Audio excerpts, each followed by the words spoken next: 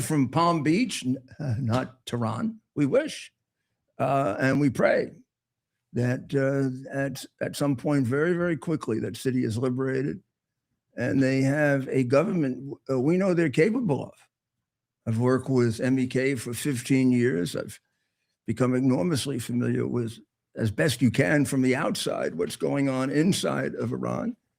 I've seen through television communications the enthusiasm of the people inside Iran for freedom. Gosh, I remember back, you can go back to 2018, seeing a sign that will stand in my memory forever. A man, not just one, but several, but one in particular, one man holding a sign asking for $500 for his kidney. Who would sell his kidney for $500 if you want it? Because Iran, much like its big pal China, is very, very big in the human parts business. And sometimes they're not terribly careful about whether the human body is alive, dying, or dead. In China, in fact, most of them are people that they kill. Mostly the Uyghur people and the Falun Gong are fingered. And if they're in need of a young heart or whatever, they'll go get a 17 or 18-year-old, pull out their heart and throw them in the garbage. That's because the Chinese communists have no regard for human life, nor do the Iranians. That sounds like somebody trying to imitate me. Somebody around here trying to imitate me. So I have to point this out, and it is surprising, but maybe it's a good sign. Judge Catherine Menendez refused a request for a temporary restraining order by the rogue state of Minnesota when they sought an order that would prevent the ICE agents from carrying out federal law, because they said it was creating a public danger, and they called it an invasion. Now, they never thought of doing that when I don't know how many Somalis came into. They say there were almost 1 million Somalis in Minneapolis. I don't believe that. I don't believe it's 900,000. But in any event, I think it's more like a couple of 100,000. But whatever it is, it's an invasion. And they never thought of going to court then to try to stop it. I mean, after all, these people weren't vetted. They didn't speak English. Half of them don't speak English now. They don't work. 80% are on welfare. They come from a country that is thoroughly corrupt and dishonest, where criminality is just assumed. They have no understanding of the United States. In large part, a lot of them are just plain illiterate. And they started committing crimes right away, big time. As even before we found out that they stole between $1 and $9 billion from the American taxpayer. Not only that, I'm sure they have some serious poverty among the people who came here. They stole the money from their own people and kept the food out of their mouths. Never went to court, never went anywhere to try to stop it. Now, the ICE agents come in, the federal agents come in to try to arrest those. And you see the records of the people they're arresting, right? Rape, murder, assault, theft, molesting children. Almost seems like it's an epidemic of molesting children by these people. And what they want to do is stop the federal government from getting them out of the United States. And they're here illegally. And anywhere from 7 to 8 to 9 out of 10 of the people they arrest have not only come here illegally, but they have violated the laws that we know about. That isn't to say that the ones that haven't violated the laws haven't done it and we didn't catch them. We don't catch everybody who violates the law. Did you ever figure that out? You know that, right? Well, this community has to be described given the level of fraud and the amount of crime, as about as close to systemically criminal as you can get. If Biden could say we were systemically racist, when the percentage of racism in this country is about that, these people are systemically criminal.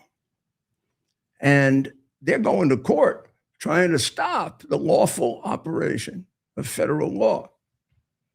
Now, this case was before a judge appointed by Biden. And I got to believe the government thought they're going to lose this case, the TRO, and hopefully win it eventually on appeal. But it would have interrupted their. Judge Menendez says that there wasn't a basis on which to enter a temporary restraining order, but she'll hold on to the case and consider it more carefully. And she told the feds to file their argument by Monday, which is also giving them a sufficient and decent amount of time. When I was doing this kind of stuff for Trump, they would give me 12 hours to answer, or 24 hours, and wouldn't even give me a delay when my lawyers were being forced off the case with threats to their families. So I have to say, Judge Menendez, sounds like you're an old-fashioned judge. You don't rule on politics, you rule on the law. Because, I mean, the whole idea that they can stop the operation of federal law. The reality is, as I explained on the earlier show, and I know we have a somewhat different audience, right, Ted? Right. These people should have been arrested immediately when they started this whole idea of these super sanctuary states. What I mean by a super sanctuary state is, sure, the state doesn't have to cooperate with the federal government on everything. And there are some things that are particularly within the province of a state, like education, for example, even law enforcement of things that aren't rise to the level of federal crime. Right. Law enforcement is considered, by and large, a local prerogative. Just the opposite with immigration. Immigration is really a function of our foreign policy. The Constitution is clear as hell that it's a province of the federal government. And that means the states have no role in it except being told what to do and cooperating. And when they don't cooperate, and it means that people go free and then occasionally kill people, as they do, based on the actions of these entirely irresponsible Marxists who are in Minneapolis, they should be arrested and put in jail. Absolutely. No question. I mean, the people in New York should have gone to jail for the death of Lake and Riley. They let 100%. that animal out, who never should have been let out of jail. Of course. And when you look at a person's criminal record, it's predictable when they're going to commit crimes again. There's a whole category. Gosh, this was figured out way back in the 70s in a book by James Q. Wilson, of career criminals. They're crime machines. So let's take a simpler crime, a break-in guy, a guy who specializes in breaking in homes that are unoccupied or apartments that are unoccupied. You catch him, you put him in jail. For every year you put him in jail, you probably cut 100 to 200 robberies. Right. That's what he probably does in a year. He probably does 100 to 200 in a year. And he probably gets caught, if we're lucky, every one out of, hard to say, depending on how good he is, 50, 100, 200, right. 300. Depends on how good he is. Right. So when you see a record like this of a career criminal, yeah, that's what he got caught for. His record really is like this. If he's done rape, believe me, there are multiple rapes he never got caught for. A little bit better now with DNA, but when you go back to when I used to do it, particularly since women just don't report rape the way other crimes are reported, so they tend to get away with a lot of rapes, and it is pretty much a habitual crime. Venezuela. Today, the person who was elected by over 60% of the vote of the people of Venezuela went to meet the president of the United States Machado. and gave him her Nobel Peace Prize. And as Cara Castronova told us on our earlier show, CNN and MSNBC and all, they were very angry about that. They felt he didn't deserve it. Well, But since it's her award and not theirs, I don't know what business is theirs. I mean, they don't think that the Nobel Peace Prize to Barack Obama before he even began being president was inappropriate. Did I say anything about that? it's just ridiculous. And then after he started wars, did he have to give it back? No. How about the Pulitzer Prizes to the people who wrote some of the biggest lying stories in history about Russian collusion that turned out to be an absolute farce, a total lie, and paid for by Hillary Clinton? Right. How about them? Why don't we? I mean, Trump did settle a couple wars. I mean, and he did. He is putting Venezuela. Yeah, 8, as you point out, 8. But he is putting Venezuela on the road to freedom. And who knows? We might see Iran on the road to freedom. Well, we are now learning that the president did accept the Peace Prize. And we have some video, not from inside the meeting. The meeting was kept private. But what we do have is Miss Maria Corina Machado outside the White House afterwards, kind of going through her explanation as to why. And she very much understands the history of our two countries and regions. Here's Corina Machado outside the White House earlier today. Your Nobel Peace Prize. I presented the President of the United States the medal of the Nobel Peace Prize, and I told him this. Listen to this. 200 years ago, General Lafayette gave Simón Bolívar a medal with George Washington's face on it. Bolívar since then kept that medal for the rest of his life. Actually, when you see his portraits, you can see the medal there. And it was given by General Lafayette as a sign of the brotherhood. I'm going to come back to you in 5. People of the United States and the people of Venezuela in their fight for freedom against tyranny. Well, I mean, that is quite a gesture on her part. Now, actually, it's a little more complicated than we're describing it. She was going to be the candidate of her party against Maduro. And Maduro, who must be a little smarter, he's supposed to be very dopey, but he must be a little smarter than Biden, because he succeeded in getting her off the ballot. Well, that's not saying much. When Biden tried 4 times to get Trump off with 4 indictments and who knows what else. Not that I would suggest that they'd had anything to do with the shooting, but I mean, since it's never really been investigated, who knows? But in any event, they tried everything they could to keep Trump off. They couldn't keep Trump off, but he succeeded in having Machado off. But Machado ran someone in her place who got over, well, you can't tell because there hasn't been really an honest election in Venezuela, probably in a generation or two. They invented the phony voting machines. Did you know that? I mean, Chavez did. I once said that at a press conference, and I think I was thrown off YouTube and just about every other place imaginable, even though I had an audience of over 1 million and earning a couple $100,000 a year, just thrown off. Because I said they had a meeting in Venezuela and talked about how to do these machines. Now it's going to turn out, as she has pointed out, she has all the evidence. She got it all. Just like, by the way, Zelensky's got all the evidence that proves everything that I said was right. And he's hanging on to it, a little creep. Now I'm in his favor in terms of Russia, but I'm not a fool. I know he's a crook. So, and he's covering up massive corruption. This is one of those things like the Shah and the Ayatollah. Well, now we have on the phone probably I would TV. say I just say Italy. the best constitutional lawyer I know, an expert, and I'd probably add criminal law to that.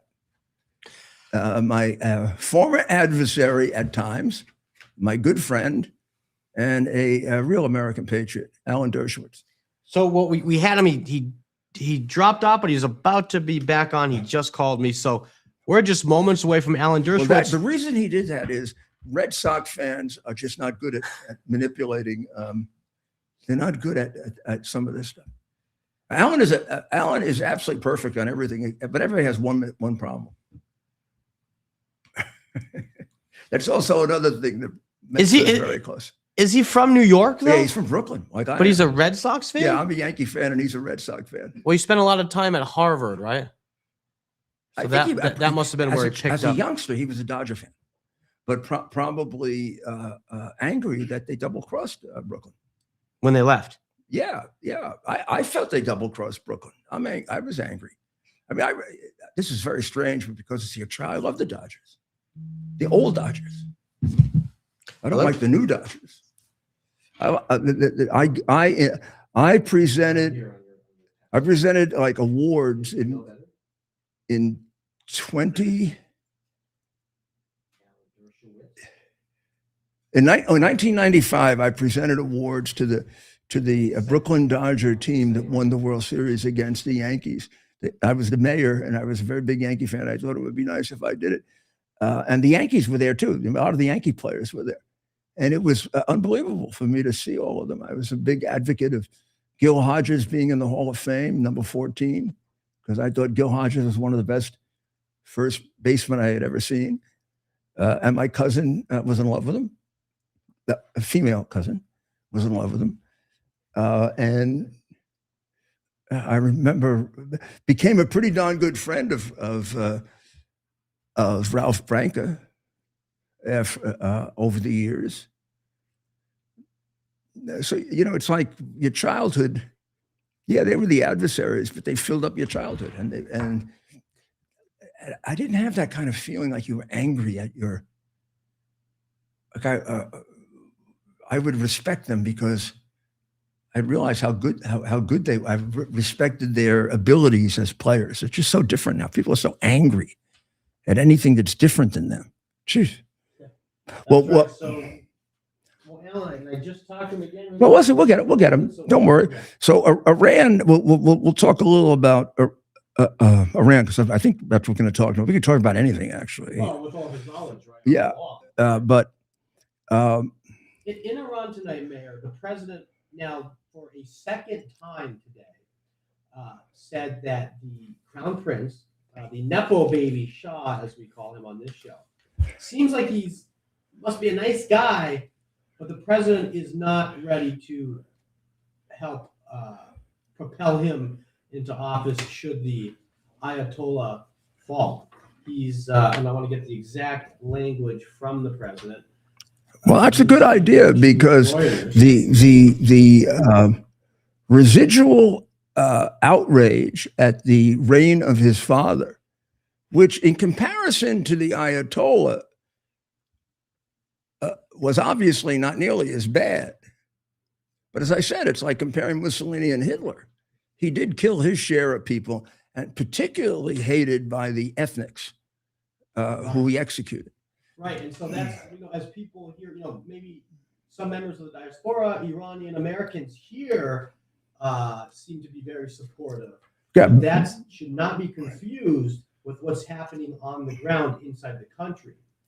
Folks should understand, right? And he's throwing a lot of money around to try to get support.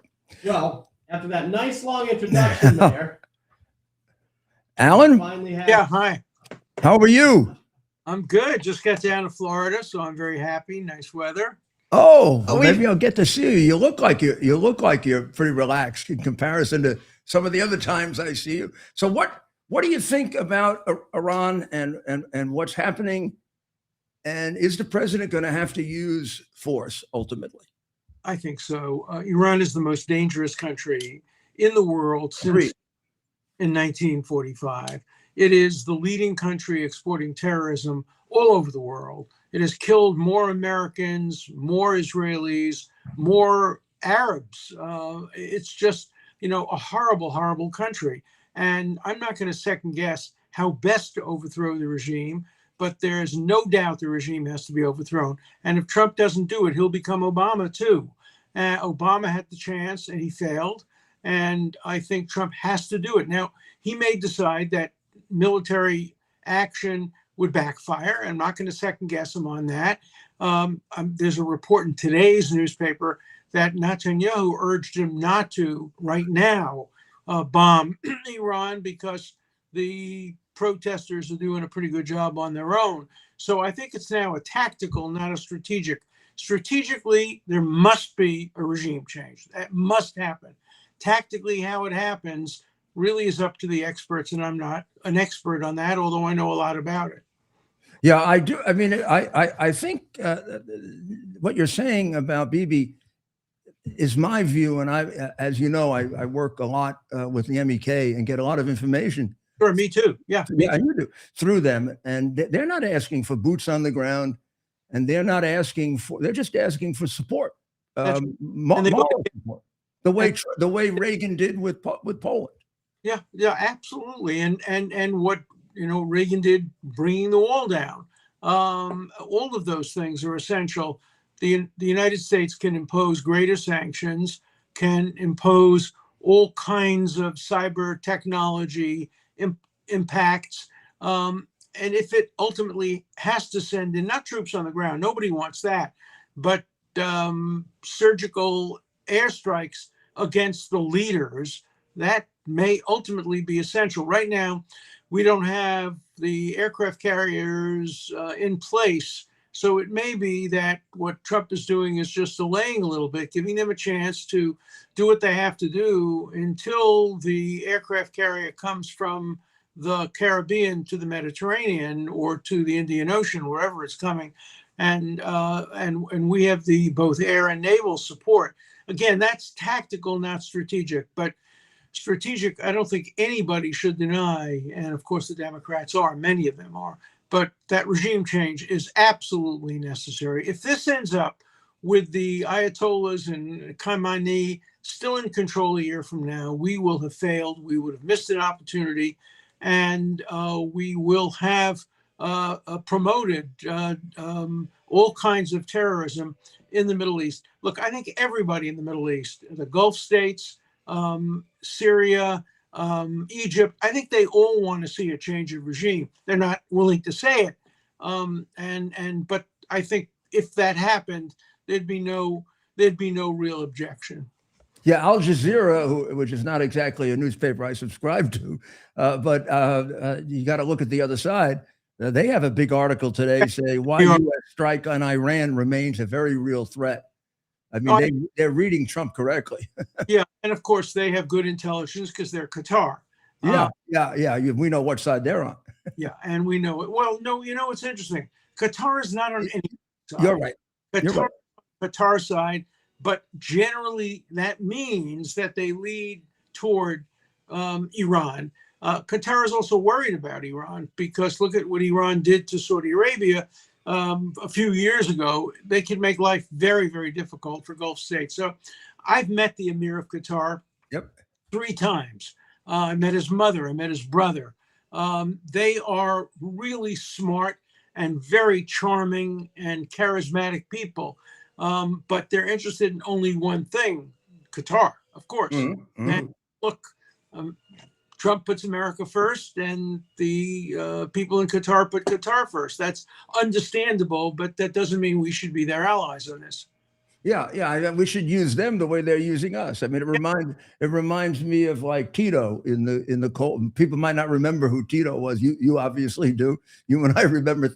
I was talking before you came on about the Brooklyn Dodgers, but I think people were saying, who are they? The Brooklyn Dodgers. The Brooklyn Dodgers? Are you kidding? I still, my doctor once asked me, "Are you having any problems with a bowel movement?" And I said, "I haven't." The Dodgers left Brooklyn. in 1957. But what do you care? You were a Yankee fan. You were a traitor. You grew up in Brooklyn. And You don't understand. You don't understand that as you get older. You must understand this. Like I gave out awards in 1995 to the old Dodgers and the old Yankees, recognizing the anniversary of their beating the Yankees. And Yogi Berra was there, and Gil Hodges was there. This was before he died, and I think he was there. Joe Black was there.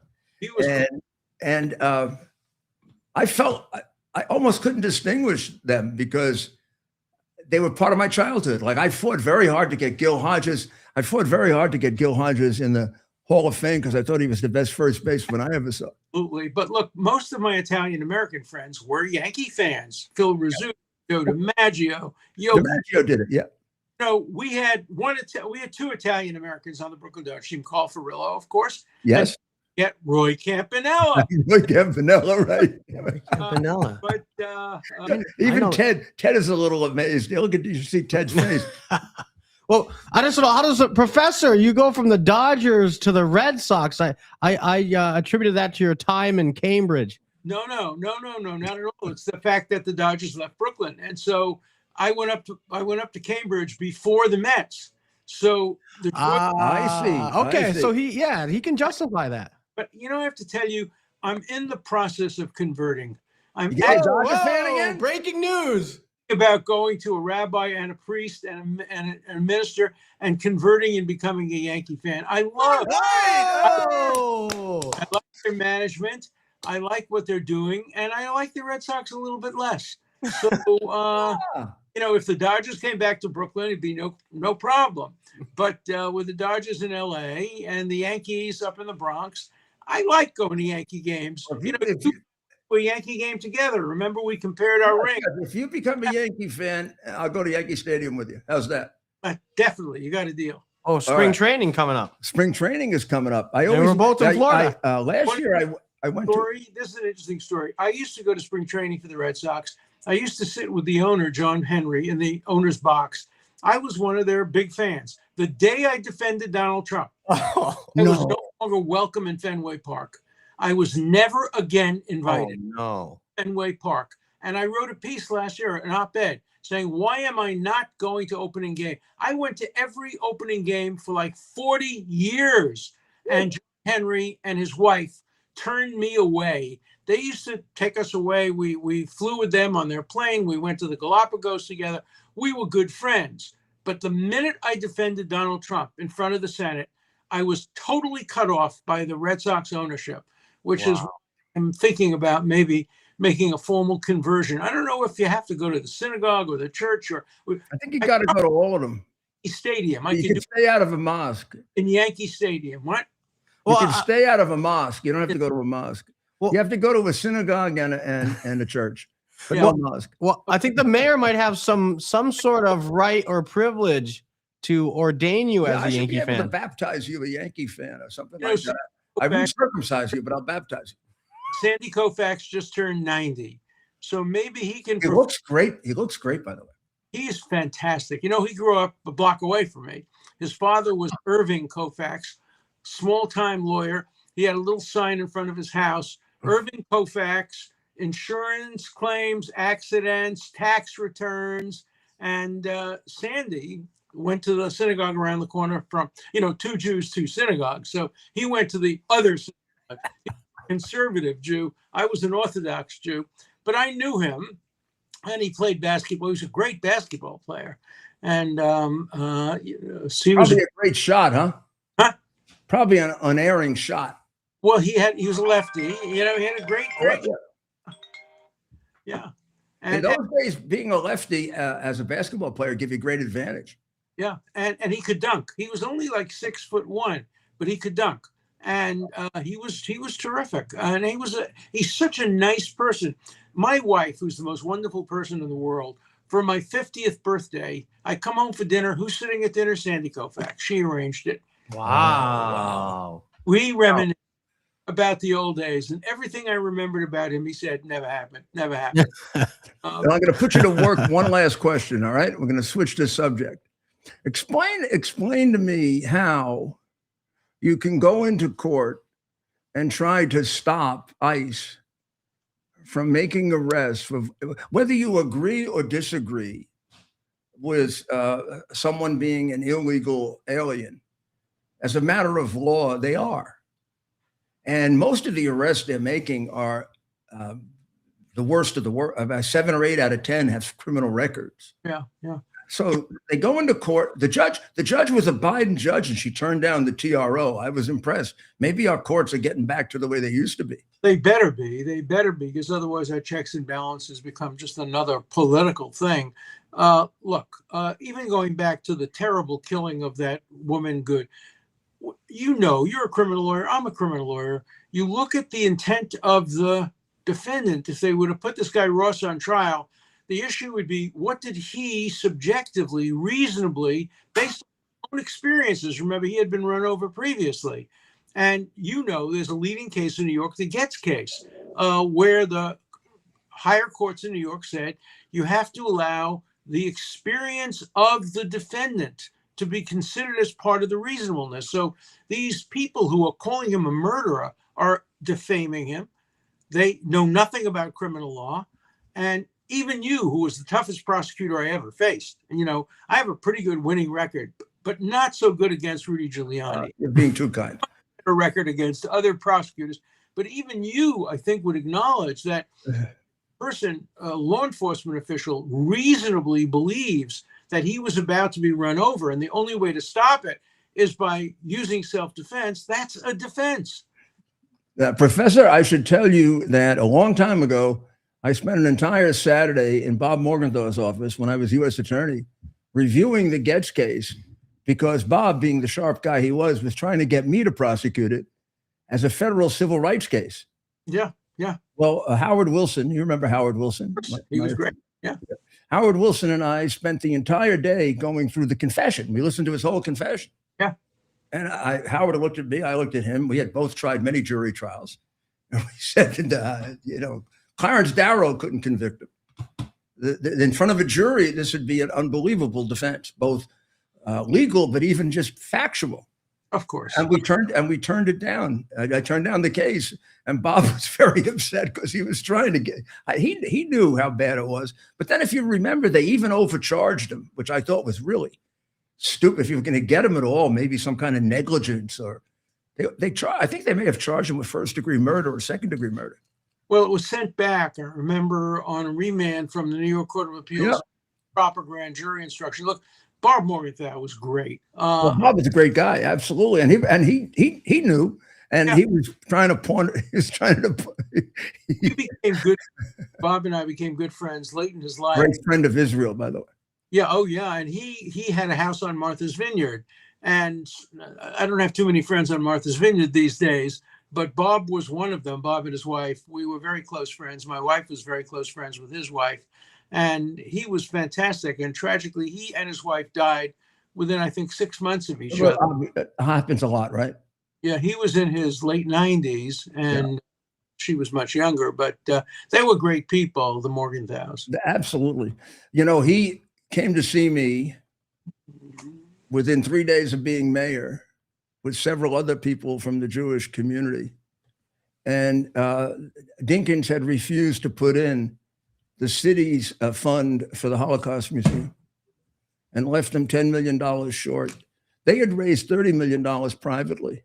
The city had promised $10 million. And all of the donations they got were premised on the city putting in a third or a quarter. And the people who donated were now complaining to them. And I've forgotten who else it was, but several prominent members of the Jewish community you would know. Yeah. And I put the money in right away. Look, and from then on, I mean, when I was mayor, you know, he offered me the job once of being his chief assistant when I was an assistant U.S. attorney, and I stayed and worked for Mike Seymour. You know, we went over to the DA's office, and then of course we became sort of rivals when I was, because he wanted every case imaginable, but so did I. But when I became mayor, we became very close. But that museum down in the Bowery is on the Lower East Side is fantastic. I love doing it. I mean, I love doing it, and that brought us together. And then I never had problems with the DAs as mayor, because he was the dean. And if I had a problem with the DA who wasn't prosecuting a case or whatever, I would just call Bob, and Bob would straighten it out. Boop. They would listen to anything he said. Yeah, yeah. So he was the dean. He was great. He was great. And look, I hope we get back to the days where we have prosecutors are the most important people in the criminal justice system. I tell my students all the time, you want to really have an impact on criminal justice, don't become a defense attorney, become a prosecutor. They're the ones who make the hard decisions. You know, after 20 years, you want to make a few bucks. Okay, then you, Right. because defense attorneys make more money, prosecutors are paid by the government. But do a few years as a prosecutor and work for a great prosecutor's office. And you were one of the offices that I would always send my students to. I know you did, yeah. I ran into Elliot Spitzer the other day on the street. Elliot, I love He Elliot. was my research assistant Yeah. Well, Alan, it's great to talk to you. I ever had. We're gonna have to do a podcast together One of these, on all this stuff. you came to my class. We had such fun together. We did. Class on legal ethics. Can you tell us your view, because they get such a bad publicity, about MEK? No, MEK is a great organization. You know, they are really people on the ground. They are the ones who have the most impact. They have provided incredible intelligence. It wouldn't surprise me if they provided the intelligence that allowed the B-2s to attack the Iranian nuclear facilities in the 12-day war, which is one of the great wars of all time. Very few civilians killed, and really set back the Iranian nuclear program. I think MEK has a lot of positives, and they obviously have to have a role in any new government. Well, I'm glad you. I know you have experience with them, and I do. they're subjected to so much demonizing, and a lot of it paid for by the regime. So I'm glad that you were able to express that. Yeah, I'm happy. I've worked with Madam Rajavi, who's the head of it, and very, very good people. So let's get together. Maybe we can go to a spring training game. That would be great. All right. Okay. And I'll be down in Florida. Give me a call. We'll go. All right. We'll have some fun. Then we'll go, and you'll preside over my official. I'm gonna see what I can do. God bless you. Thank you. Thank you. This guy could be maybe the greatest lawyer of our generation, and particularly in terms of ethics. I mean, he's a great constitutional lawyer, and the thing about him and I'm very critical of lawyers. Very. I mean, every lawyer is. Lawyers are terrible. They're critical of each other. We all think we're the smartest, and we all think our interpretation is the best. But Alan is. I can't say nobody's always right, but he's pretty close to always right. And even when he's not, he got a good reason for it. And Right. he's quick. He's not one of these lawyers, and you, on the one hand, but on the other, and by the time you finish with him, you don't know what to do, because he says they're both are correct or both are wrong, or he'll tell you his view. And it's terrific. and correct me if I'm wrong, because I've watched him for years. I began as his adversary in the courtroom. But you never thought of him as partisan either, right? I always thought of him as like understanding the Constitution. Maybe he'd have his positions and his political beliefs, but you always knew when he was talking or explaining an issue, it came from a legal perspective, a strictly legal interpretation. I know him since 1973. Right. He hasn't changed his position at all. He defended Trump for the same reason I did, because we thought he was innocent. And even beyond that, we thought he was entitled to a defense. Right. I defended Trump because having been with him during the campaign, I knew from day one that the Russian collusion thing was a frame-up. Right. And as a prosecutor, there aren't things much worse than a frame-up to me. I would be haunted by putting an innocent man in jail. I'd stay up at night. I would think about it. I'd go over the case again and again and again. After a case was over, I'd go over it again. If you wanted to come in and try to convince me that I had screwed up and I was wrong, I would listen to you. I almost never turned down a lawyer who wanted to come and argue a case to me. Prosecutors don't do that anymore. They're too busy. They're too busy to listen to some lawyer. I was never too busy to listen to a lawyer. That was my job. My job was, and I believe this, and I was taught this by people like Bob Morgenthau. And my job as a prosecutor was not to get convictions. It was to do justice. And if I could clear an innocent man, that would probably be just as effective as my convicting a very dangerous criminal. Right. And think of all the legal minds, the great legal minds that Professor Dershowitz had in his classroom. A lot of them worked for me. Really? Ted Cruz. So he described as one of his 5 best students. Which is amazing, right? Because before 2016, I don't even know if it's true, but people would kind of put Dershowitz in the Democrat column, right? He was. Okay. 100%.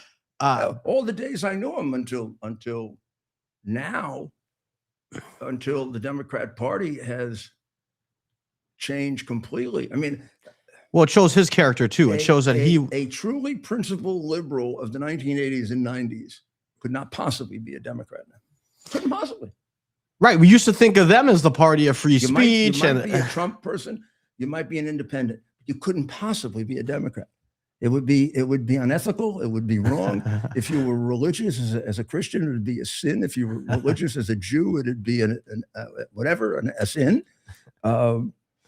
Whatever. Right. Well, let's get on a little bit of the rest of the news. But do we have to make some money since we're not communists? Yeah. Well, and we're not subsidized. Right. And when we have another great guest coming up in just a couple of minutes. We have nobody subsidizing us, so we have to do advertisement. So we're going to take a quick break, and when we come back, we have another great guest to speak about the ongoing unrest in Iran and the brutal crackdown of the regime. Yeah, hard to believe if you haven't. U.S. Army Major Scott Smiley paid a high price serving our nation. Scott was leading his platoon in Iraq when a blast sent shrapnel through his eyes, leaving him blind and temporarily paralyzed. Scott would become the first blind active duty military officer before medically retiring years later. Thanks to friends like you, the Tunnel to Towers Foundation gave Scott and his family a mortgage-free, specially adapted smart home. Show your support for America's heroes now. Donate $11 a month to Tunnel to Towers at T2T.org. Are you ready for some action? I'm ready for action. Get the Elite TV plan only through the portal. 218 channels, and it's only $69.95 a month, Wow. including your free portal. That's cheaper than everyone else. Your favorite sports, movies, news, Wow. even daytime dramas. We're talking about ESPN, OAN, Newsmax, Wow. channels you can't get anymore in certain areas. Compared to the competition, this is a way better deal. Endless selection. Not to mention all the free music channels. There's over 700 premium and classic movies all ready to go. Wow. Plus, they got catch-up TV that allows you to go back and watch what you've missed or want to watch again. Cut your cable in half and get twice as much for free. Way more channels for half the cost. After the first year, the subscription then drops to $57.95 monthly, Wow. where you change or upgrade anytime. Go to QUXNow.com and get yours today. Use promo code RUDY. Act fast. These deals are selling out. Here we are, pretty much at the beginning of the process here at this pristine, I call it a laboratory. It's not like a factory, it's like a hospital. This is the beginning of the process for roasting. Deep grain, very good quality. Most people don't use this quality. We deal with small farmers because they like to know who we're dealing with. They give us the highest quality, all organic, non-GMO. You should know all Arabica beans, no Robusto, all Arabica. They're going to go into the roaster, and it'll get roasted for about 20 minutes or so.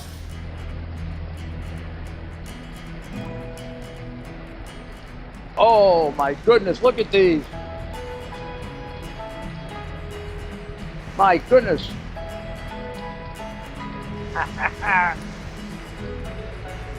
You're going to want to specially order these.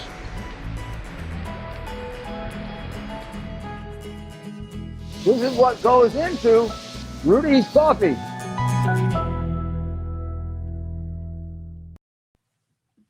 Well, welcome back after that interview with Professor Dershowitz, which of course was on the subject of Iran, and he made it quite clear his support for the MEK and also the terrible situation there and how they have to be overturned. But we did kind of go off on, you might have thought it was the wide world of sports or something.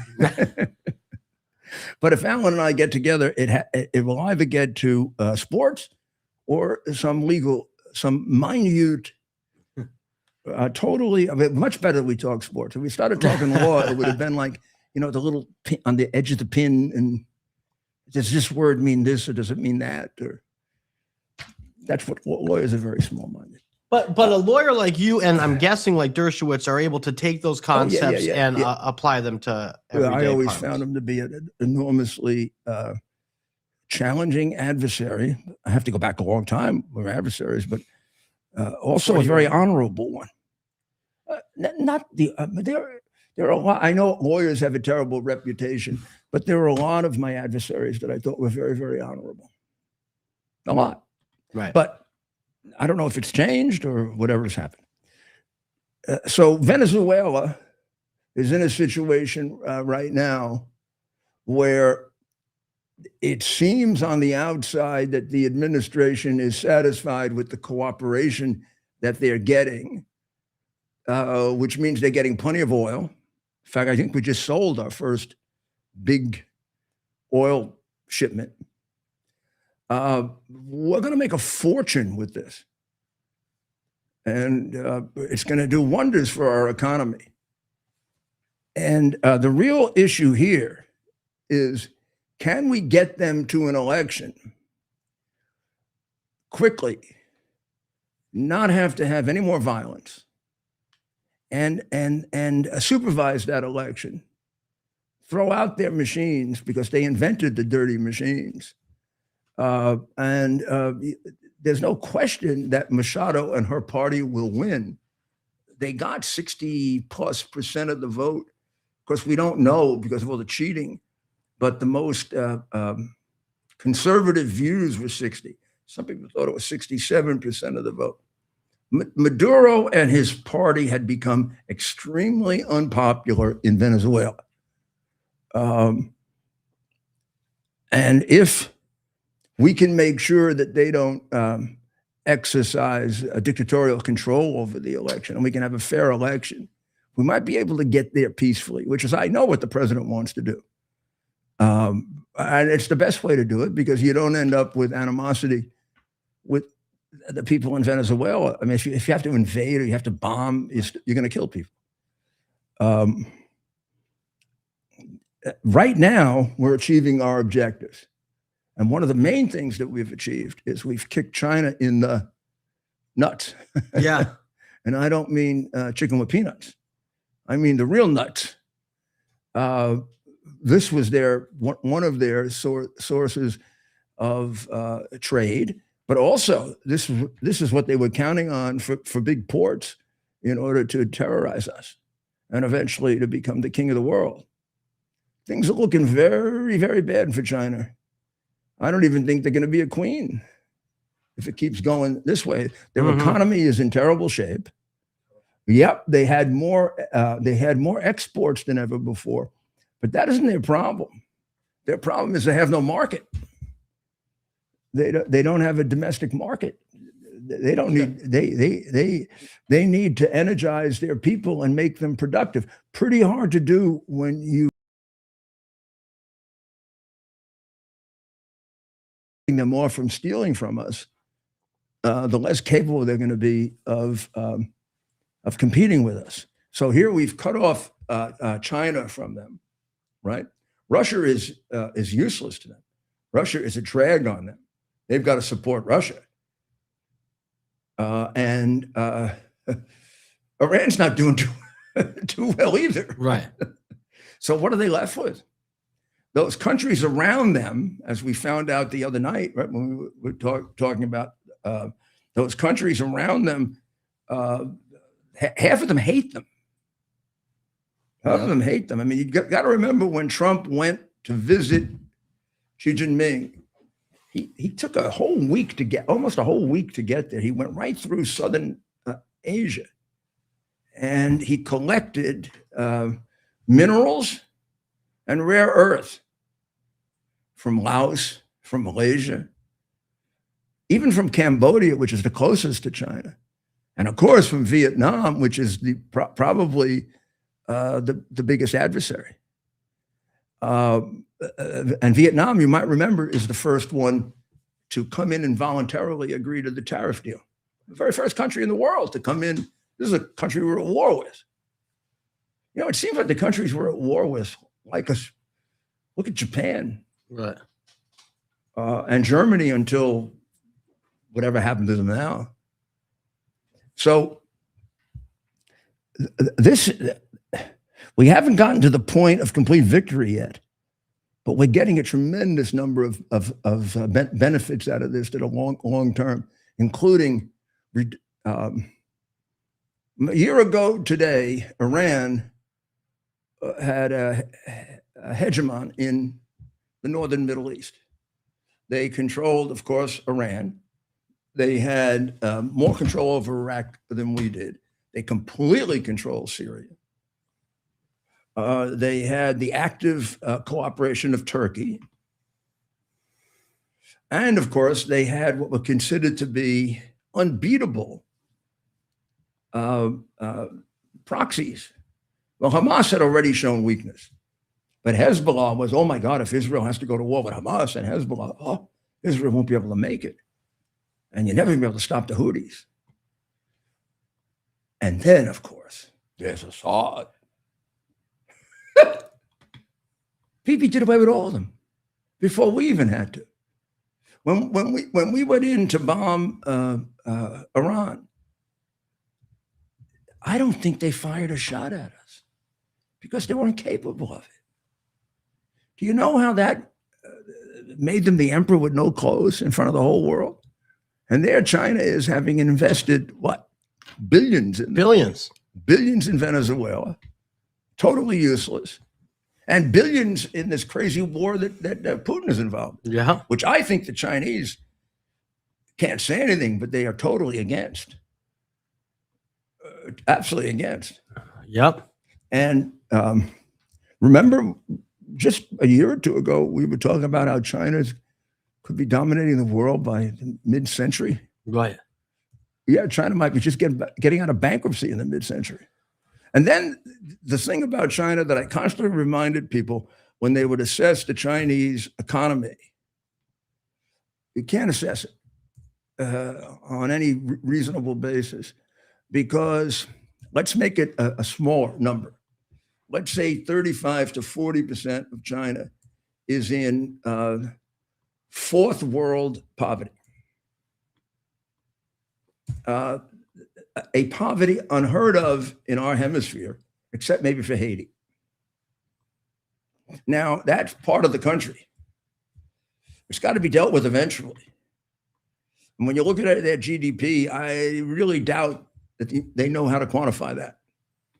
So it takes all their numbers and throws them off, as well as the fact that they lie completely.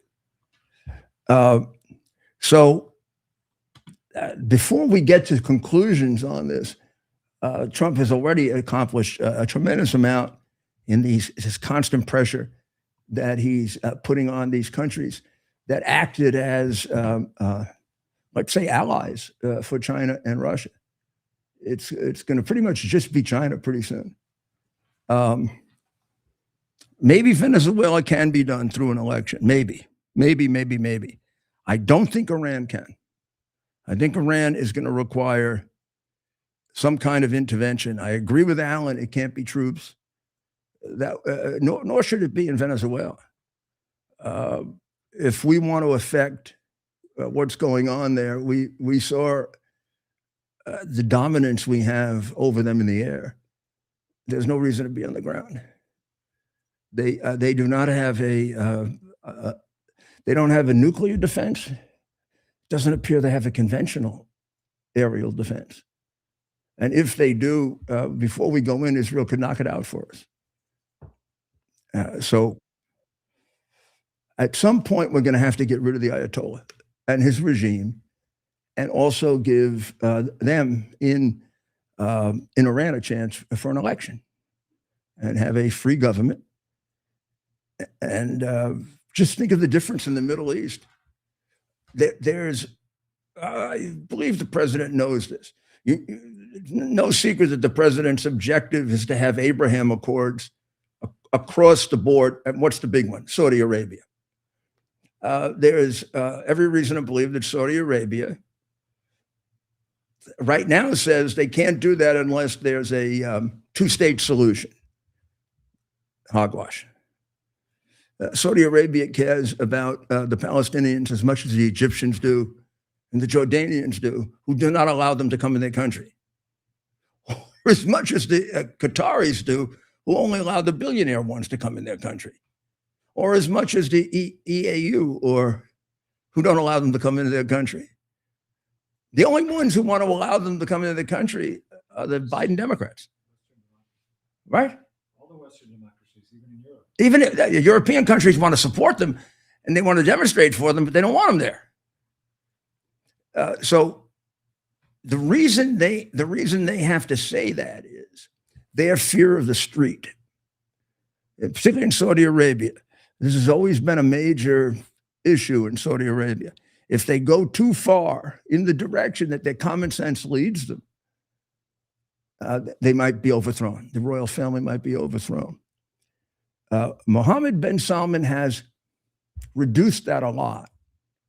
He stopped, maybe even before, they stopped funding the mosque, which is the way in which they indirectly supported terrorism. They wouldn't directly support terrorism, but they'd indirectly support it because some of these mosques became the center for a lot of the Sunni terrorism. But the real fear is that if they turn on Palestine, Iran will use that against them. And Iran is stronger than they are. They're richer, but Iran is, or they thought Iran was stronger than they were. And certainly would be stronger than they were if they had an atomic weapon. You take Iran out of the equation. You make Iran a country that's also willing to do an Abraham Accord or neutral. No, then I really believe in 2 to 3 years, you solve all the problems in the Middle East. That's why it's so important. The opposite is also true. If you don't get rid of the Ayatollah, he'll regenerate, or his successor will regenerate the way this one did. So now we're going to have on Dr. Mohammed Khashoggi of California State University at San Marcos.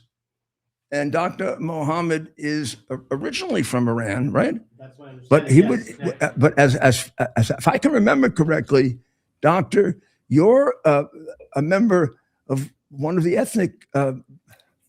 Yes. What is the proper way to describe it? Ethnic minorities, ethnic groups, or ethnic minorities? Yes, Azeris. I'm Azerbaijani. From Azerbaijan. So, yes. So they're people originally from Azerbaijan who lived in Persia, Iran, etc. Yes. First of all, I want to say hello and I'm going to say hello you. too. And thank you for having me. Oh, it's quite an honor to have you. And what a beautiful discussion you had with the professor before me, and many of the points that you bring up and he brought up are right to the point. So Azerbaijanis are one of the oldest ethnic groups that live in Iran, even before Persians came to Iran some few thousand years ago. So they're originally from Iran. And of course, some 130, 40 years ago, part of Azerbaijan was conquered by Russians, and they were separated. And now there's a Republic of Azerbaijan. But majority of Azerbaijanis live in Iran. We have about, estimates are different, but close maybe to 20 million Azerbaijanis in Iran. In Iran? Yes. Speaking of minorities, between 41 to possibly 49% of Iranians are different ethnic groups. Kurds, Baluchis. You also know Kurds. Kurds, Baluchis, Arabs. Baluchis, right. Turkmens, Those are Baluchis. the first 3 or 4 you mentioned are larger groups, and there are smaller Yes. groups too, right? Yes, that is true. So tell me, how do they differ at all? And Well, the facial features are somewhat different. Turkmens more like look like Central Asians. Of course, if you go to the south, the complexion become a little bit darker. We have Arabs in Iran, of course, Baluchis. The language is somewhat different. Azerbaijan is completely different language, Right. but Kurds and Baluchis and whatnot speak different dialects of Farsi.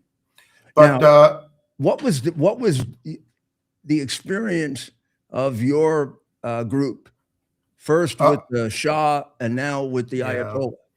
Yeah, Mayor, you bring up a very good point. Unfortunately, during the Pahlavi dynasty, during Muhammad Reza Shah, when I was a student in there, in the schools, you can't speak your language. You had to speak Farsi.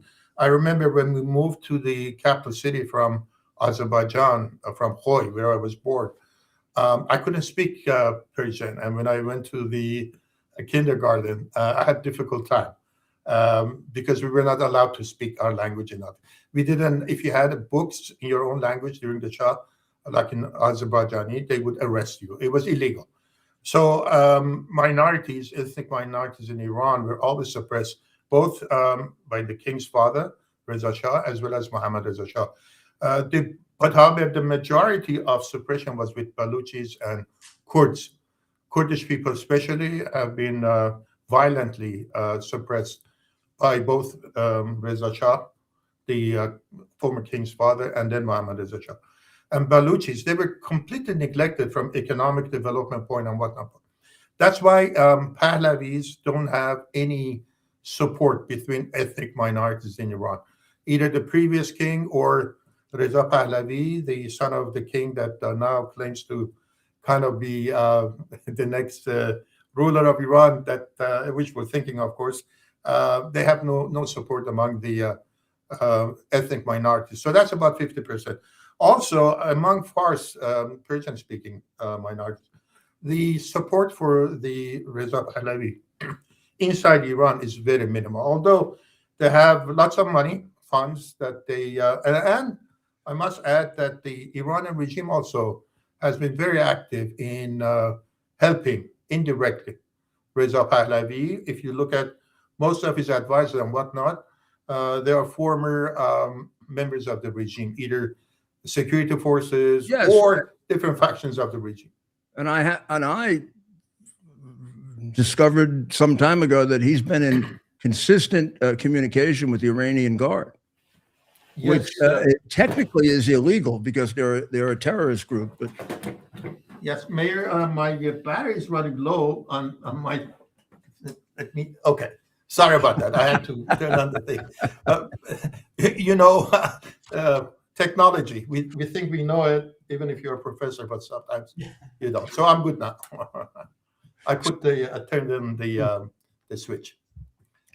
So this it seems to me that this boomlet for the son of the Shah is self-created, because from what I know inside of Iran, and I get a fair amount of information, there isn't, even among the Persians, let's call them, the Iranians, there isn't there's still a great recollection of the Savak, of the torture, enough families who have people that were killed, and also a kind of feeling that this guy has had nothing to do with the resistance at all. I mean, I've been involved in the resistance for 15 years. I was at 2 events where they almost killed us. I wasn't there, Mayor. He wasn't there. He never risked a hair on his head for his people. He just stole their money. It's absolutely correct. He has done no real effort to help the Iranian people. When he sees there is uprising, people are in the streets and whatnot, he comes and joins, says, okay, I'm the leader. He has formed maybe 13, 14 coalitions that I can think of. All of them have collapsed. because nobody really believes. He's just not a serious person. I mean, when you send people in the streets, our estimates are that in this recent uprising, about 3,000 people were killed in the streets, and about 50,000 people have been arrested, detained, and God knows what's going to happen to them. But then he doesn't take any responsibility. So he's been a very divisive figure, for sure. For sure, he's been supported by the Secret Service, Iranian Secret Service, Savama. And as I said, many of his advisors have come recently from Iran, and they have been very close to the Rouhani, experts, former president, Khatami, and others. So it's not a genuine movement whatsoever at all, and Iranian people know it. As you said, he's a self-proclaimed leader, but nobody takes him seriously. So how do you see it? What is there? They promised the president yesterday that they wouldn't execute that one man. We can't even figure out what he did. They say he was an offense to God, but they said they weren't going to execute him. But then the Chief Justice of Iran came out immediately and said they're not going to hold up the other executions. And as far as I can tell, they were killing people today. It's very unfortunate. The fact of the matter is that the Iranian regime cannot be trusted. Time after time after time, we have seen that the word that they say, they just speak it. They don't hold the truth. They don't really back it up. I want to echo what Professor Gershowitz said before you, that Iran has been the main Islamic Republic of Iran, the Islamic regime, has been the main source of instability in the Middle East, and to some extent in many other countries, many other places. You were talking about Venezuela. Iran had a big base in there. There's a lot of Iranian personnel, security personnel, otherwise, that live there and work with Maduro. So, and then in Syria, in Iraq, even I heard in Mexico, they have people. I mean, they have been kind of threatening the U.S. that we have already identified the strategic locations in the U.S. and we can cause harm.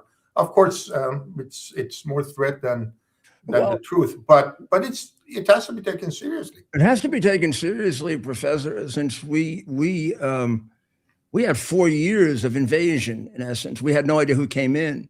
So a long time ago in the Reagan administration, I was in charge of immigration during the Castro invasion, the Mariel boat lift, and the Haitian. But we at least had some idea of who was coming in. We have anywhere from bare minimum 8 million, possibly 15 million people, 20 million that we haven't properly vetted. We never had that before. And it turns out that as we find these people and arrest them, and I believe they're communists and Marxists who instigate these riots. They're rioting, but they're rioting on behalf. When these arrests take place, 6, 7, 8 out of 10 have long criminal records, and bad ones like murder. They're particularly heavy on the perversion crimes, abusing children, abusing women. These are very bad people who came in, as would happen if you just open your door and say, we're not going to look. Everybody's going to dump every problem on us. And Maduro just emptied his prisons. So we're at risk of any number of attacks, and we don't have the intelligence base that we used to have when I was doing this, because no president ever allowed what Biden allowed. So we got to get control over it. How do you think what's the most likely way that the Ayatollah would be overthrown? And then how do you do? I mean, I worked, as you know, with the MEK a lot. Yes. And I like the plan, the 10-point plan. And I like the idea of an interim government for 6 months or 9 months. But with Exactly. everybody getting a chance to run, which I think they would do, they've turned out to be very honest brokers. Exactly. But how do Exactly. you see the actual removal of the Ayatollah? How do you get him out of there? Sure. So I think the recent uprising and demonstration bears the fact that this regime is not popular at all. That 95% of the Iranian people hate this regime. That's a given fact. Number two, I think Iranian people have shown the resilience to be able to topple this regime. What has caused, unfortunately, harm to this movement is the policy of appeasement, mainly from the West. Just let me give you an example. Since 2020 to 2024, Iran was selling 1.6 to 2 million barrels of oil on a daily basis. Well, there was a sanction before that barred Iran from doing that. We know who put that sanctions in place. But when you close your eyes and let them sell oil against all the sanctions and international sanctions, where does the money go? Money goes, in support of terrorist organizations. Just 2 months ago, if I'm not mistaken, Ayatollah Khamenei gave $1 billion donation to Hezbollah to regroup and rearm and do whatever they were doing. We know who was the key behind October 7 planning attack by Hamas. This is very clear. We know who helped the Assad regime to stay in power, despite huge uprising. Qasem Soleimani spent more than $5-6 billion. There are tapes of Qasem Soleimani talking to other commanders of IRG, the Revolutionary Corps, and Quds Corps, about giving $5 billion cash that they had to the proxy forces. Hashd al-Shabi, who, by the way, Iran brought them recently, I told that the last few days, they were participating in massacring and suppressing the protesters.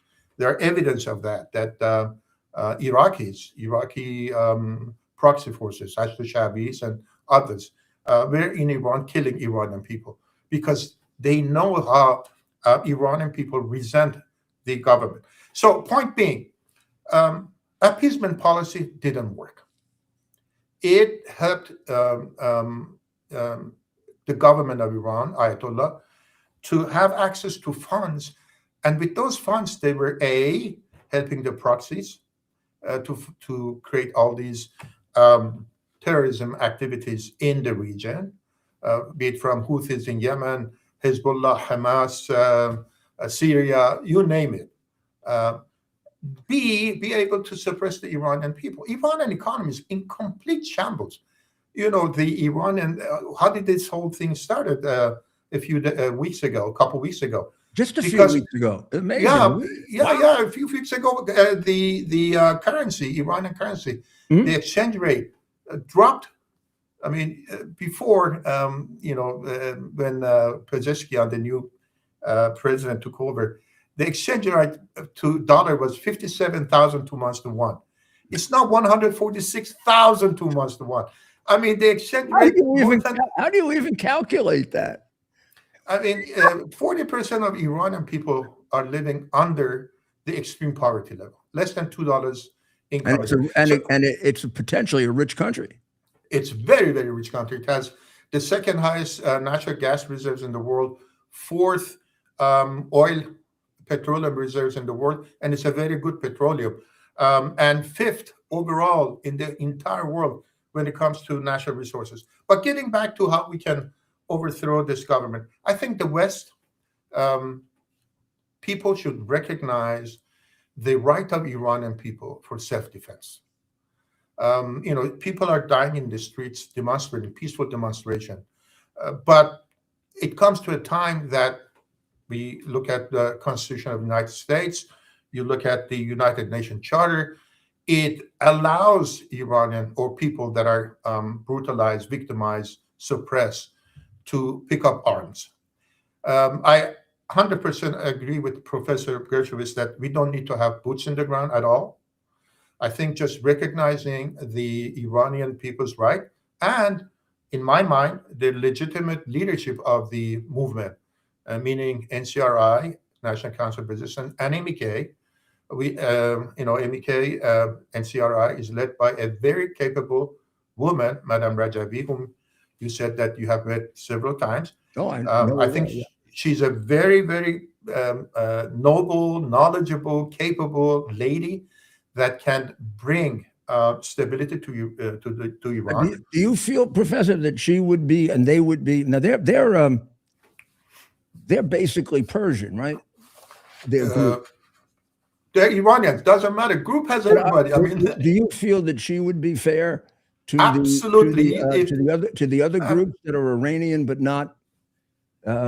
Yes, I do. I mean, I do. It seems to me that they have a mixture of people involved in that, particularly in the NCRI. Yes, true. The founder of MEK was an Azerbaijani, like I am. Yes, of course. Mohammed Arif Nejad.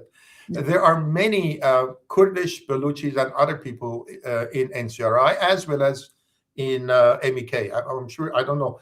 You've been to Albania, to Ashraf, Camp Ashraf. I've been to Albania twice. I'm sure you have met them. Yes. But if you look at the 10-point plan of Madame Rajavi, one of the points is the autonomy for the ethnic groups. And that's very, very important, that the different ethnic minorities in Iran, ethnic groups in Iran, should have the self-governance within, of course, Iranian country, to have, speak their language, exercise their rights for the local government and whatnot. And that has been one of the 10 plans. The other one is a non-nuclear Iran. I think it's a very important thing. Yes. Iran spent $1 trillion, at least, the impact of pursuing atomic weapon by the regime has cost Iranian economy at a minimum $1 trillion. Some people say maybe $3 trillion. If you look at the gross national domestic product, gross GDP of Iran, gross domestic product of Iran, it hovers between 345 billion to about 400 billion. So that means at the minimum 3 to 4 years of everything that was created in Iran, every wealth had gone down the drain in this atomic weapon. Iran doesn't need to have a nuclear weapon. So one of the key items in 10-point plan of Madame Rajavi is a non-nuclear Iran. The other thing is market economy. Let it spread. Separation of religion and state. Equality between everybody. You don't have to be a Muslim or otherwise to be elected as a president. There should be no distinction between if you're a Jew, Baha'i, Christian, atheist, Muslim. What difference does it make? You are an Iranian. So you have to enjoy the same right as every other Iranian. Whether you're Kurd, Baluch, doesn't matter. And that's what in the 10-point plan of Madame Rajavi. Then recognition of, as I said, open market. Equality of men and women. You know, in Iran nowadays, women cannot even be judges, right? It's against the Islamic rule. But there's no, I mean, that's why I think it's important to recognize that a woman, Madame Rajavi, has the leadership. Symbolically, symbolically, that would be more than symbolic. It'd be substantive. It would just blow everybody's mind. Absolutely. See, this just shows that if people, be it women or men, any religion, any ethnic minority, if they're given the chance, they can rise. But from whether we like it or not, majority of Iranians are Muslims. And then a woman in an Islamic country taking the leadership against the Ayatollahs, that's something that is extremely, extremely important. I think you're darn right. It would be the act alone would be revolutionary. Absolutely, truly revolutionary. And it's not that just she's a woman, but she's a very, very capable. Yes, and if from the moment I dealt with her, I can tell you this is an extraordinary woman. I mean, she's and a really good woman too. Yes, Mayor, it's not only you, former State Department Secretary of State, Mr. Pompeo. Oh, Has met with her. Mike, he says the same thing. Yes, John, I can speak for John McCain because I God got bless his introduced, soul. I got introduced to them through John McCain. Exactly. Former Vice President, Mr. Pence, has Yes. met many other dignitaries. Ted Cruz. I know a lot of people that have met with Madame Rajavi, and they're all very impressed. So, what is important is recognizing the right of Iranian people for self-determination, recognizing for them for defending themselves. That's all possibly that we need. We don't need weapons. We don't need boots in the ground. None of that. No military intervention. I think Iranian people can handle and overthrow this government if we forego this policy of appeasement and sit fast. So I think we have in this country, we have recognized that.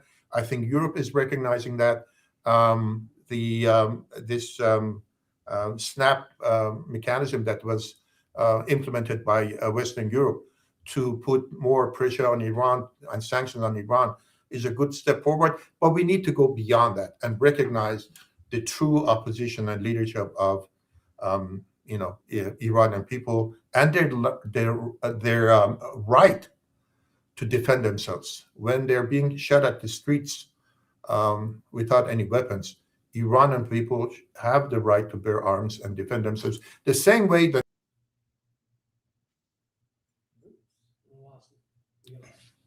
There you are. You're back. Yeah. I don't know what happened for one. That's all right. Well, tell me how.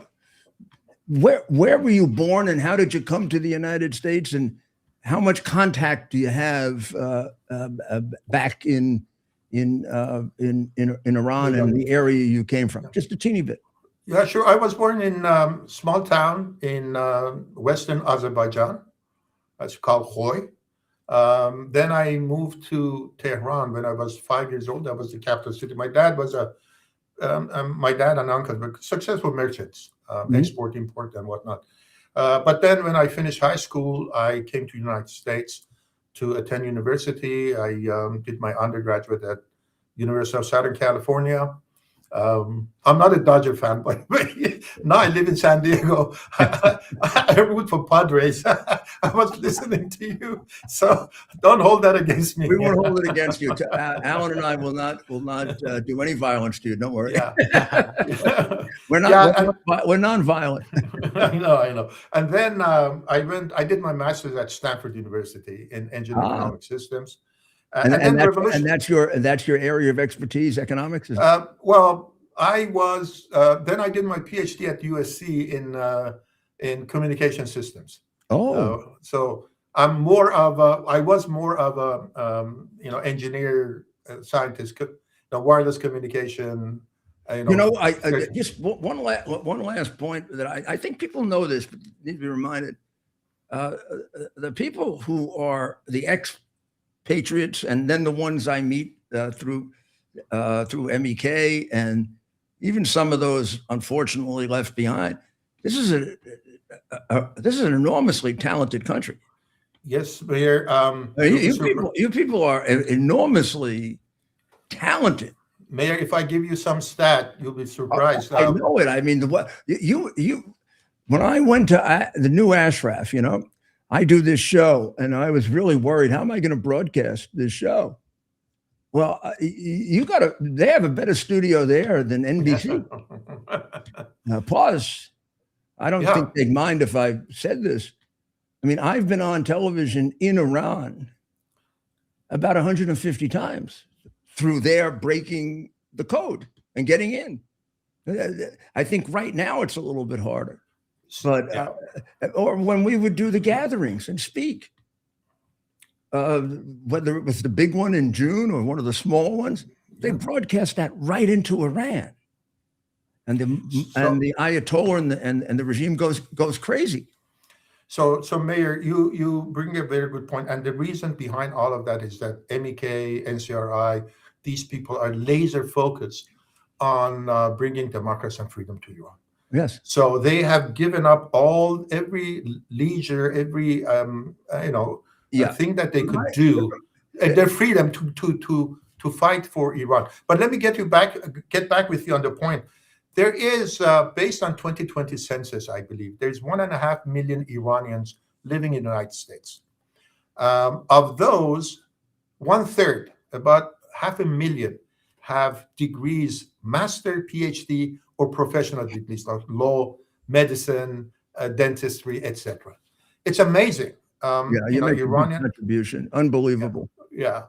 So all that tells me, and it has for years, dreaming about this, what a country it could be. And it would be if it just had some of the basic freedom. Absolutely. Well, that's what we're working on. Maybe we'll see it in our lifetime, huh? Absolutely, very soon. You can celebrate. And thank you, and Mayor. I want to, as a member of the Iranian community, and I really want to thank you for your efforts and assistance and help. This has been an honor for me. Honor is ours too, for sure. I thank Madam Rajafi for including me in this. I say it's one of the most important things I've done. So being on the verge now of freedom. I worked for Ronald Reagan, and one of the greatest thing he did was to liberate Eastern Europe. He made a lot of great things, but I think of our American presidents, the great ones are the liberators, like Abraham Lincoln. Yes. The ones who take people out of bondage. Well, I'd like to see my friend Donald Trump do that. He's already done it, but on a big scale, if he does Iran and Venezuela. Yeah, Iran, as we mentioned, if we bring freedom and democracy to Iran, the whole world will be at peace. Yes. I mean, the whole region, number one, and then all the threats that they do. You were in Paris in the meeting, and they wanted to, plant bombs and kill you and dignitaries and whatnot. So you can recognize, you can understand this regime is a terrorist regime. Yes.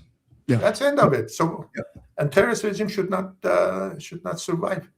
We should do everything we could to get rid of the terrorist regime in Iran. Make sure I pronounce your last name correctly. Tasuji. Tasuji. I got it. Okay. Awesome. You deserve it.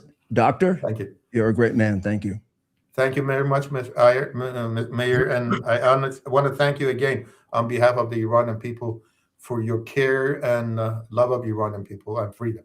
Thank you very much, sir. Thank you. Well, that was a pretty impressive interview, huh? We've had some. That is. I'm going to tell you. I'm going to blow you away by telling you this. That's typical of the Iranian community. That guy. Right. Of course. Obviously, not everyone, but what did he say? A third. So I've dealt with 1,000 of them. These are some of the brightest people, smartest people, nicest people. How they're under this. How they ended up under the miserable Pahlavi family, and then these ayatollahs. Well, I'll tell you how. It's the connivance of the crooked side of Western civilization. I mean, we did it. We did it to them in the 1920s by pulling out the old man who was I don't know, some kind of mechanic or whatever the hell he was, and we made him the king. And he was actually the best killer in the army. That's why they picked him. He killed the most people. The Shah. Wow. Then his son was actually too afraid to beat the Shah. So I mean, I think they had to take him to a little room in the CIA, and the Brits used to beat the shit out of him because they wanted to control the oil, and he'd let them control the oil. Meanwhile, being a little weakling coward, if you disagreed with him, he got the Savak to torture you, and he was trying to basically, I wouldn't say genocide. He was trying to do what the communists do. He was trying to remove the culture of these people. That's a Marxist idea. That's why they tear down statues and make fun of our heroes. And it's not an accident. It's not some recognition of history. It comes right out of Karl Marx, both the Communist Manifesto and Das Kapital. And Engels wrote a whole little monograph on it. You got to get rid of a nation's history in order to control it. So they wanted to get rid of the history of the Azeris and the Kurds and the Lurs and the Arabs and the Baluchis, because that would remind the Persians of their history, which is a hell of a history. So there's a lot going on here. I just want to show you, how this works in Iran, what we're talking about, so it sticks in your head, and then we'll sign off until tomorrow. So let's look at a map. You know I love maps, and they don't teach geography anymore, so we have to do things like this. I mean, my goodness, if you taught geography, you wouldn't be able to memorize the 57 genders, right? Like, one of them is cat. Yes, they have actual litter boxes in some public schools for children who think they're cats. Would be far better for those kids to get treated for what appears to be paranoid schizophrenia. If I think I'm George Washington, you actually are going to humor me? Okay. Well, if you think you're a cat, it might even be worse than thinking you're George Washington. So there you see. I got to get my pen going. I love to do this. Here we go. Here's my pen. Well, there was my pen. I got to remove that one. Now I can do it. No, I can't do it. Well, it's not going to work, Ted. Yeah, the pen's not going to work? My pen's not going to work. Let me see. Do you have others? That one worked. That one worked. Okay, well, at least I can point with it. Okay. Yeah. So there's Iran. See, right there? Yeah. And let's see. They have quite a few countries that they affect, right? There's Pakistan down there. There's Afghanistan. There's Turkmenistan. There's the Caspian Sea. What he was discussing, Azerbaijan, right up there, right? Armenia coming in like for a little bit of it. Now, notice that Azerbaijan has a little piece of Azerbaijan as part of Armenia. This is a whole separate Muslim-Christian war that's been going on for 1,000 years, right in here, that Trump settled. He's got these two guys that act like they're best friends now. Right. They spent 30 years killing each other. You have to listen to their interview. We'll go get it for you. And then, of course, there's the big country is Turkey. And under Erdogan, who everybody in Europe and every kind of likes and whatever, I think Erdogan is a criminal, a dictator, a murderer, He's a bigger threat than and a Muslim nut job. He's going to be a bigger threat than Iran. He has the better army. He's the one that we have to watch for in the future. Okay, but there's opposition to him in Turkey already. I mean, substantial opposition. He's sitting on top of it. He's not going to get like a 20-year run like the Ayatollahs got of no opposition. He's got pretty strong hold over the country, but not completely. And then, of course, here's Iraq, which under Biden, they almost totally ended up controlling. And then poor little Kuwait right here. And the country they torture. There's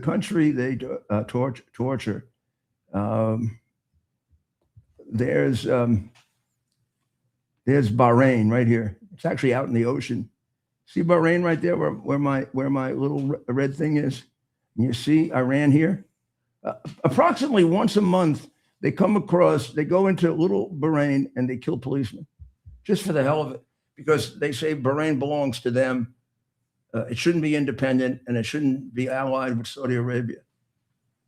I don't know why they say that, since basically the people in Bahrain are all Saudi. Although I guess they do have a slightly larger percentage of Shiite than some of the others. So now we talk about Qatar and how Qatar, plays two sides against the middle.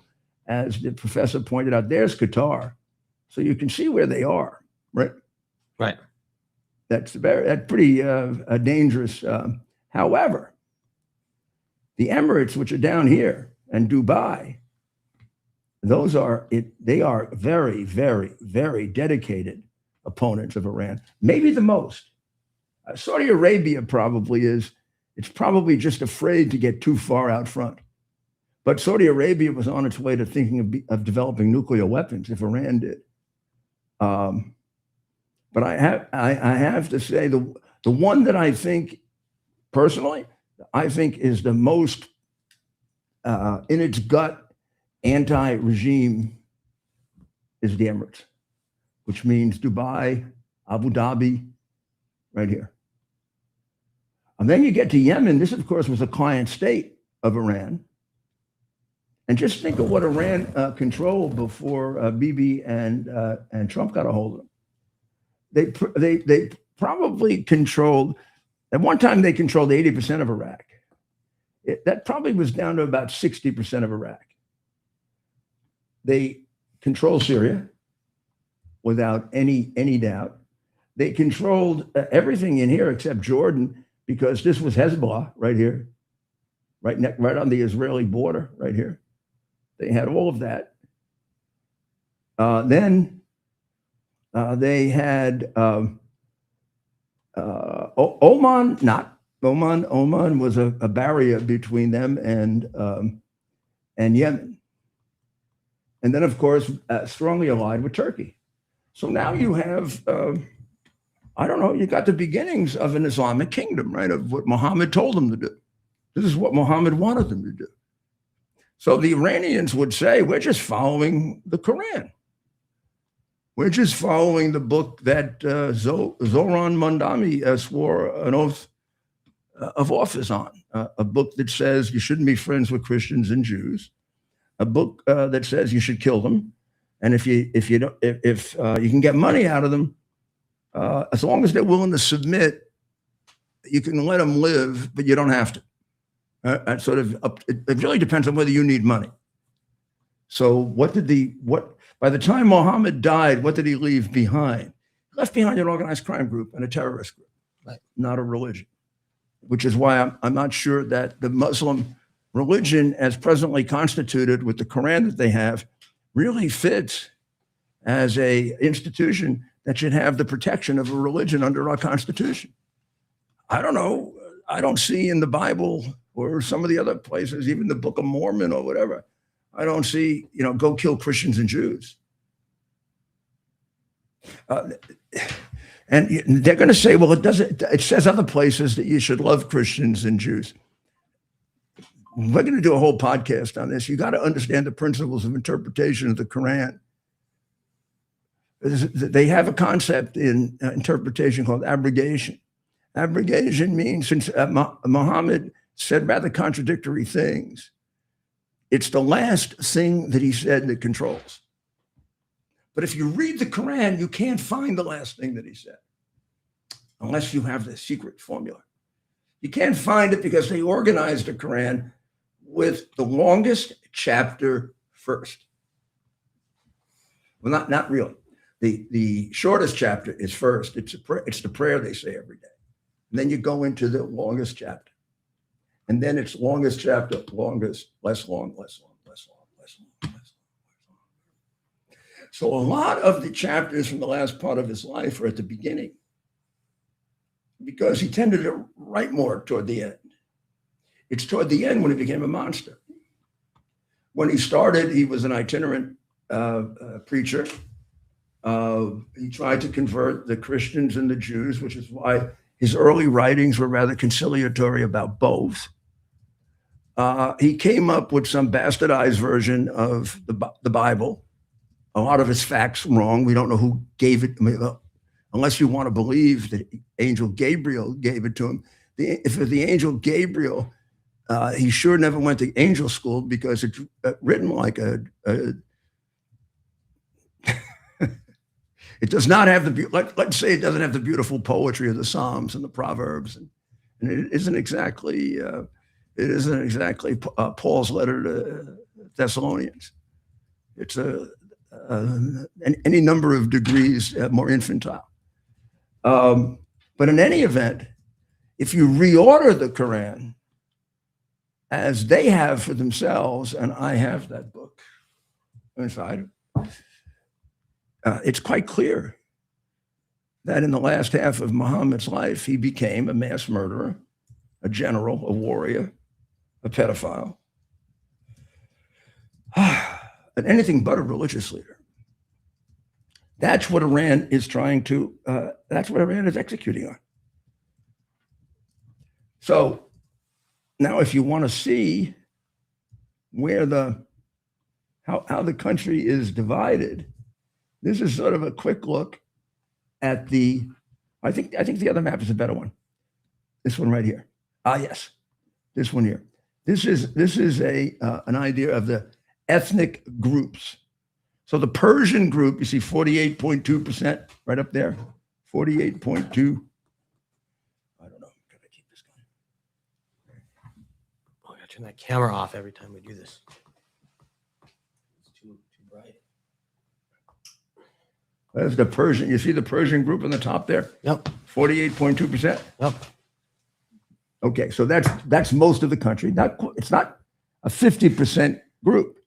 Then the two major minority groups are the Azeri. That's the one in red, and you can see they're up in the northwest corridor of Iran, and that borders on, as you would imagine, Azerbaijan. And the second largest group are the Kurds. That's 10%. And they border on the Kurdish area of Iraq, which happens to be oil rich, by the way. Both the Azeris and the Kurds are in a rather blessed area of Iran, meaning rich. The Arab population you see is rather small, 2.7. The Turkmen, 1.6. The only other appreciable group are the Lur at 6.7 that are down here in the south. But the two main groups that really speak for the others are the group the professor comes from, the Azeri, and of course the Kurd. And it isn't just the 10% of Kurds that are in Iran. It's the fact that the Kurds are, when you put them all together, because they're in about 5 different countries, are a very substantial group of people. And they tend to be pretty wealthy because the Kurds are very smart, and the land they've taken in these countries, like in Iraq, it's the most oil productive country in Iraq, which is why the government has to make deals with them all the time. The Kurds have been and are very pro-American, very, very anti-regime, and very anti-Shah, as are the Azeris. So you would have you'd have a real problem holding them in if the Shah would have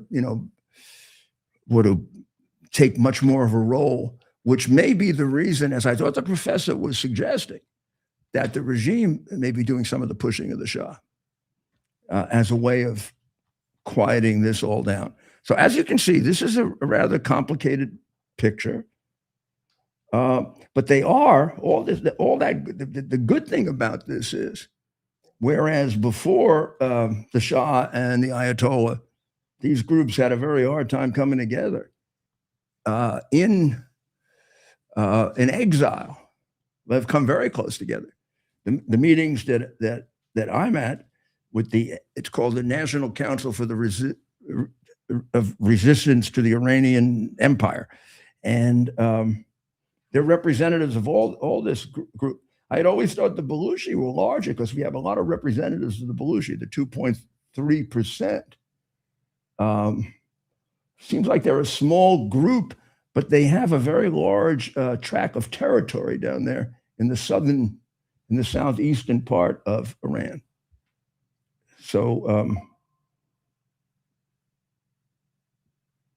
we'll have to see how it all works out.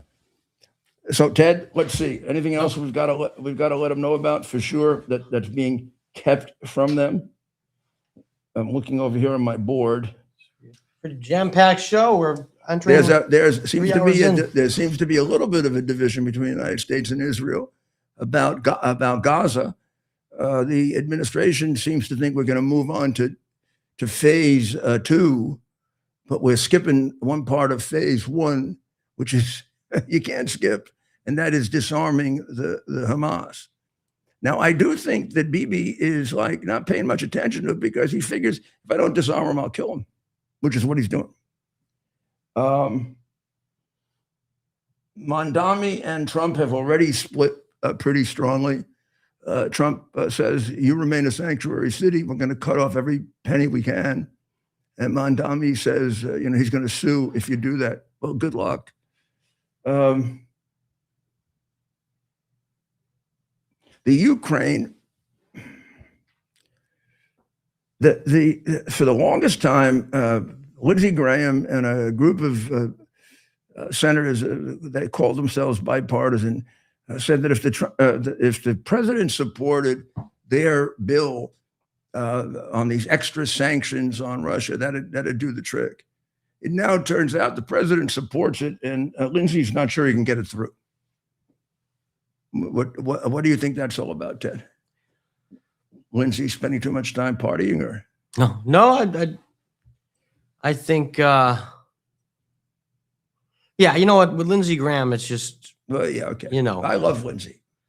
He's fine. You know him personally. I don't know the guy. I don't know if I want him to be dealing with something as serious as that, but right. I just think, look, yeah, he's nice to play golf with. Seems like a nice guy. The president likes him. My point.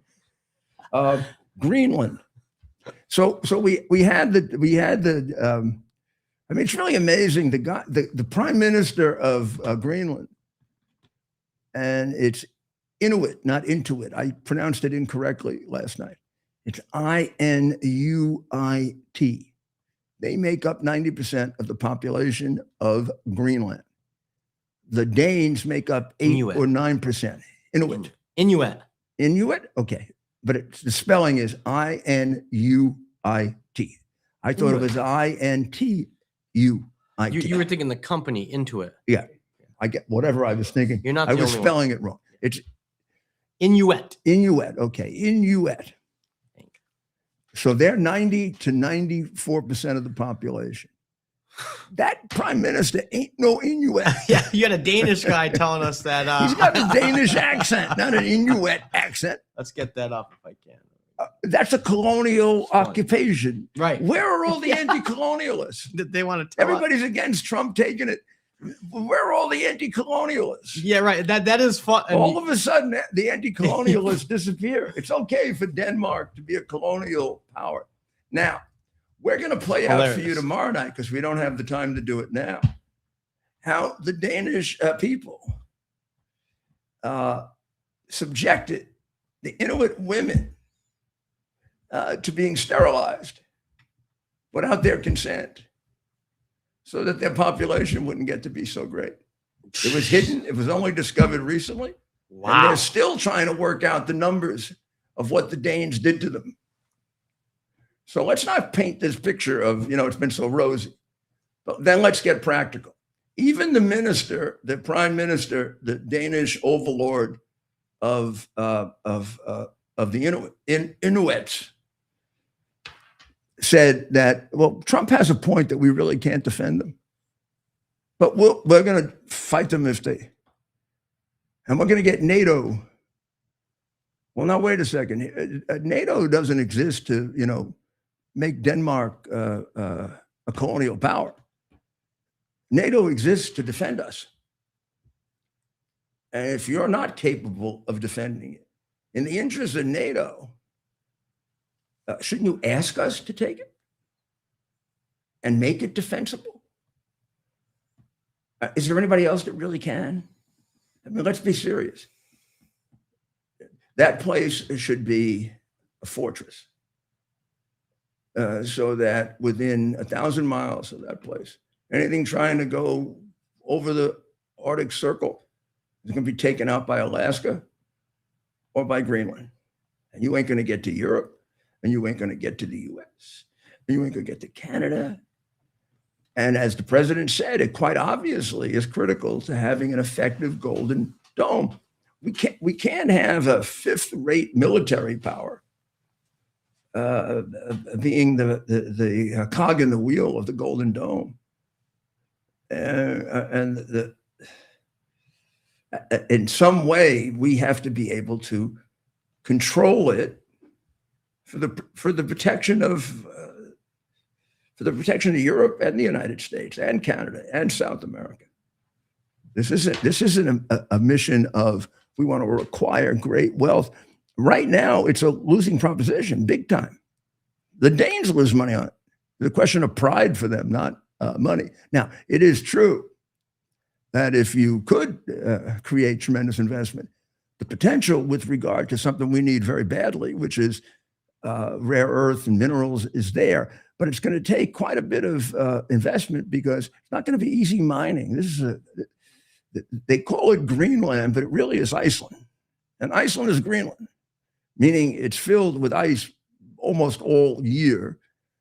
And the areas in particular where what we want is located, you're going to have to crack through the ice. And so it's going to need a really substantial amount of investment. And that's going to much more likely happen under the protection of the United States than under the protection of a country that can't protect itself and admits that it can't protect Greenland. So I know a lot of Americans are against it and they think of it as imperialism. And would you please kind of focus on the national security of your country? And you'd realize why Trump is so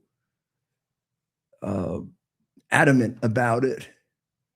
I don't think there's any great glory in having Greenland. It'd be wonderful for the Inuit people too. Maybe somebody would finally take care of them. And it's like, again, like you said, Mayor, these anti-colonialists, I mean, this is a white man, right? This is a white Danish man getting up there on stage and talking on behalf of the people of Greenland. And you don't hear a peep at anybody over here, except, you hear the regular Trump critics. All against Trump doing this.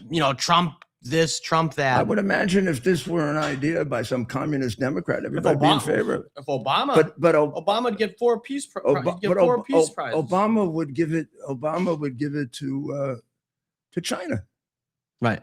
And Biden would pack it in with the airbase. The idea of these leaders actually doing anything for America, right? That's the first part that you can't. And if we don't grab it, Russia's going to grab it. No question about it. Well, or China. Right?